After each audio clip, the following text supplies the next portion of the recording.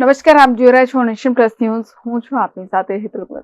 છોટાઉદેપુર જિલ્લાના બોડેલી તાલુકાના અલ્હાદપુરા ગામ પાસે આવેલા રેલવેના ગરનાળામાં સામાન્ય વરસાદમાં પાણી ભરાયું હોવાની સમસ્યા ઊભી થઈ છે.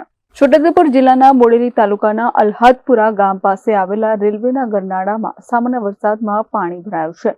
વાહન ચાલકોને સંખેડા અને બોડેલી માટે આ ટૂંકો માર્ગ છે.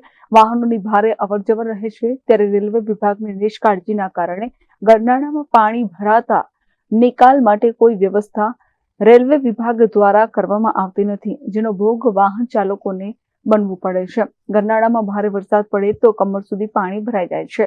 છોટાઉદેપુર જિલ્લામાં રેલવે ગરનાળા જેટલા ગામોમાં આવેલા છે તે તમામ ગામોના ગરનાળામાં પાણી ભરાવાની સમસ્યા છે, જેને લઈને અગાઉ સાંસદને પણ રજૂઆત કરી હતી.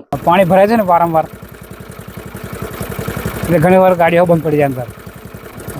કઈ જવાનો કઈ રસ્તો છે? હા, તો સંખેડાથી પબ્લિક આવે એમ, સંખેડા લઈને મોટા ભાગે રસ્તો ઉપયોગ કરે છે. આનો કોઈ નિકાલ કરે તો સારું. અહીંયા 12 માસ ચોમાસું આવે એટલે અહીંનું બધું ગરનાળું ભરાઈ જાય છે અને લગભગ આટલું પાણી આવી જાય, બાઇક અડધી ડૂબી જાય અને કપડાં બધું ખરાબ થઈ જાય. આનો કાળજી લેવી જોઈએ, કારણ કે આ બહુ ખાડો છે અને આજુબાજુની જગ્યા છે ઊંચી છે, એટલે પાણી કાયમ ભરાઈ રહે છે.